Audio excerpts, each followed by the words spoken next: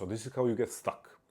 Let's analyze the most common self-sabotaging pattern or the most common self-sabotaging downward spiral. And if we understand it, we can also understand how not to get stuck or how to get unstuck. First, you engage in a behavior that you perceive as undesirable, unproductive, or maybe even self-destructive. That is, doom scrolling, procrastinating on healthy habits and important tasks that you want to do, binge eating, consuming adult content, or whatever of that sort. Once again, behavior that you perceive as undesirable, unproductive, unhealthy, or even self-destructive. Now, what comes up for you and inside of you when you engage in that behavior or shortly after that behavior is feeling of discomfort, feeling of judgment. You know that you don't want to be doing this, and you know that you shouldn't be doing this. Now, initial self-judgment, there's no problem with it. You want to have the capacity to make an assessment and judgment of the behavior that you engaged in. But when it becomes problematic is when it becomes self-judgment of your worth as a human being. And that's a very important step in the creation of this downward spiral. You don't just say internally, okay, I was doom scrolling, or I've been doom scrolling for 40 minutes, or I did this unhealthy behavior, engaged in this unhealthy behavior, I procrastinated on this task. No, you are judging your self-worth because of doing the thing. Now, the internal dialogue isn't always so clear, or it's rarely as clear as I'm describing it. But that is happening somewhere in the back of your mind, or somewhere in the deeper layers of your consciousness. You're not just judging the specific behavior that was happening in that moment, you're judging your worth as a human. Now, initial behavior, overly harsh and overly judgmental view of what you did and what you engaged in. Then what comes up next? Well, even more discomfort. Now it's not just the discomfort of I've been procrastinating on my task, or I've been doom scrolling, or I've been watching and consuming and indulging in adult content, or I've been binge eating. Now it's I did something that I didn't want to do, therefore I am a broken or messed up or bad human being. So the internal discomfort is now times 100. Now, what is next?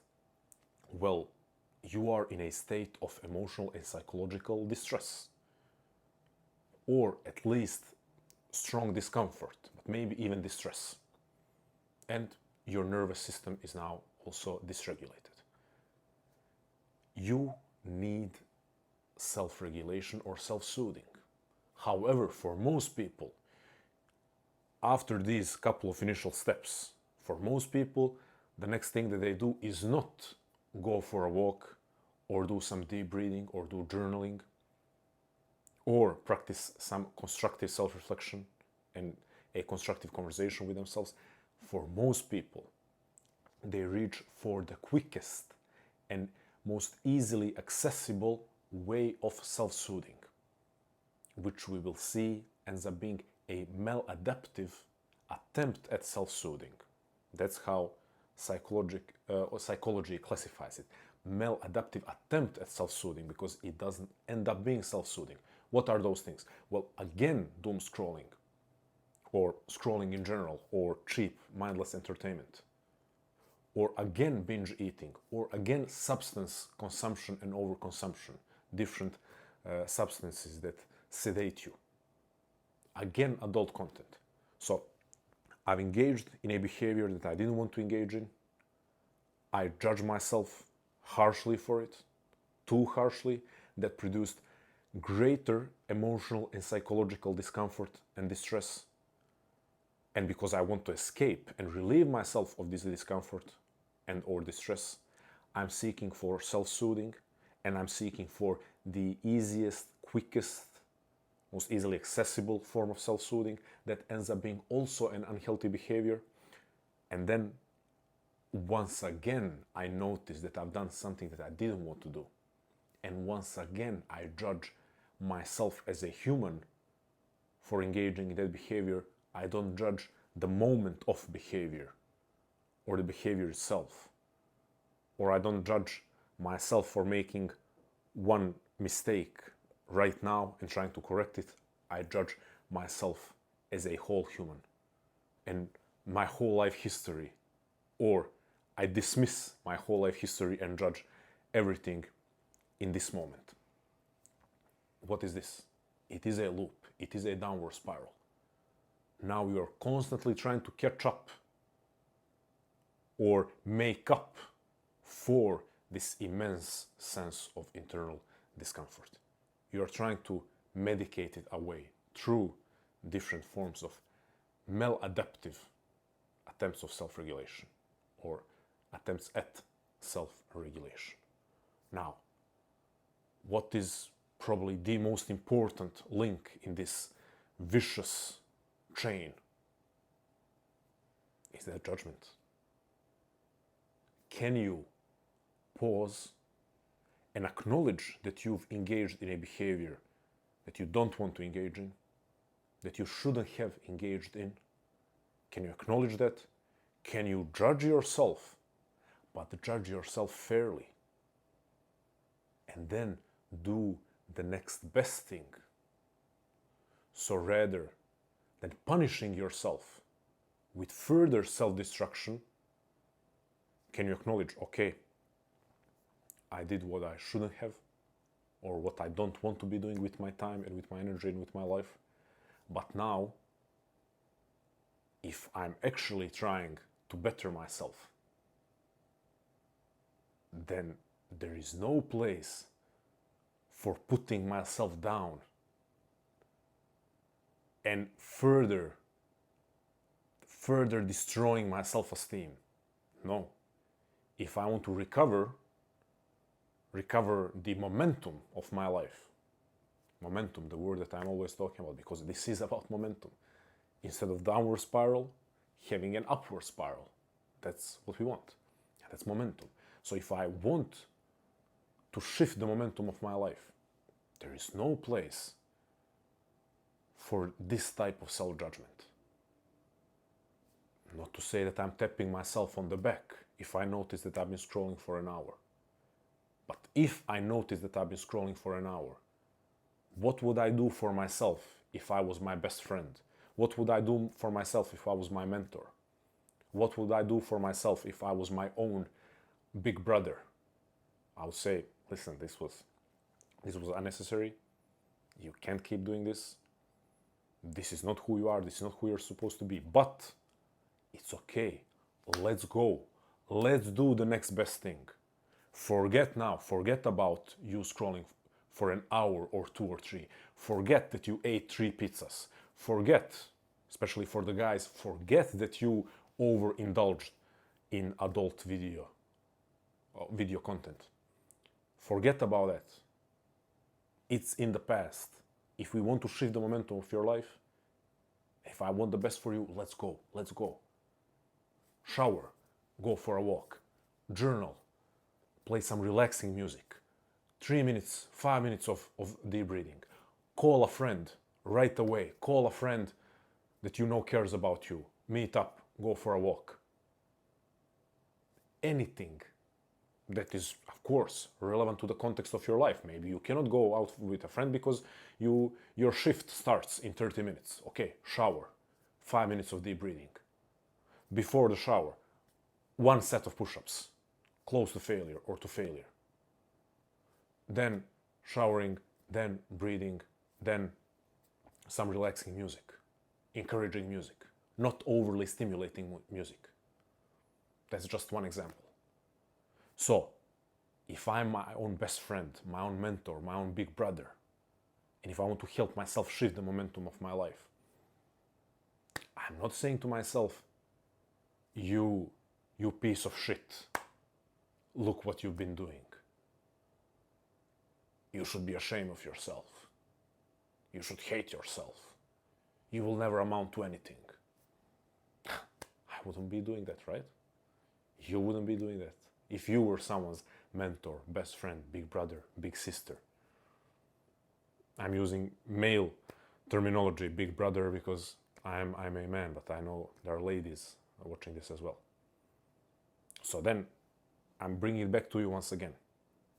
This is how everyone's downward spiral looks like. It's just a matter of what are the most common behaviors for you, or what are the most common tasks that you are avoiding. But this overall outline is the same for pretty much everyone. I've spent the last couple of years talking with hundreds of people and working directly with many of them. The same thing always shows up. So this is not forcing an overly kind life philosophy. Always tap yourself on the back and always be kind to yourself. Like, of course, we are leaving so much space for self-accountability and responsibility and looking at yourself in the mirror. I even have one exercise that I will not explain in great detail because it's not the point of this video, but I even have an exercise where you sit in your journal and you're calling yourself out and you're giving yourself that tough love. So I'm all for accountability and self-accountability and looking yourself in the mirror and acknowledging the ugly patterns, but always in a constructive manner so that we avoid this downward spiral. Because another aspect of this spiral is, okay, you do the thing that you don't want to do, then you start judging yourself too harshly. This produces emotional, psychological discomfort and distress. Then you're seeking or reaching for maladaptive attempts at self-soothing, which again produces more shame. And then you continue down the spiral. And then a lot of you think, okay, let me keep this up to the point where it has to break, where I get fed up or tired of or disgusted with the behavior. And I know a lot of you watching this have been using or trying this strategy. Let me do the thing to the point where I'm disgusted and I cannot even continue engaging in the behavior. Then I will finally stop. So you're saying, okay, I'm on this downward spiral. Let me push the gas, the pedal. Or if I'm if this downward spiral, if I'm in a plane, I'm now for whatever reason imagining a plane. Let me do the thing with the steering wheel, or I don't know how it's called in the plane, even though I was an air traffic controller. Let me put the nose down and completely just crash in the ground. That's the strategy that a lot of you are using. The question is that even logical? But we are not just dealing here with logic. Is that what you would do or suggest for someone you cared about? So once again, this downward spiral applies to everyone. The only difference is certain moments that are activities that you are engaging in, that you don't want to be engaging in, and tasks that you are avoiding. Or tasks, projects, obligations, responsibilities that you are avoiding that are further producing this sense of shame and self-judgment. Lastly, in terms of the importance here, not least important, but last thing to mention for you to really get a grasp of this is the most important link is self-judgment and self-shaming that happens, which gives fuel for the downward spiral to continue moving downward. And it produces this effect of, okay, now it's getting worse and worse, and I'm trying to medicate myself with different unhealthy, definitely not constructive, self-destructive activities, which requires you to engage even more in maladaptive forms of self-soothing. So the task for you is, how can you be kinder to yourself in those moments when you notice that you've done something that you didn't want? Kinder while still holding yourself accountable.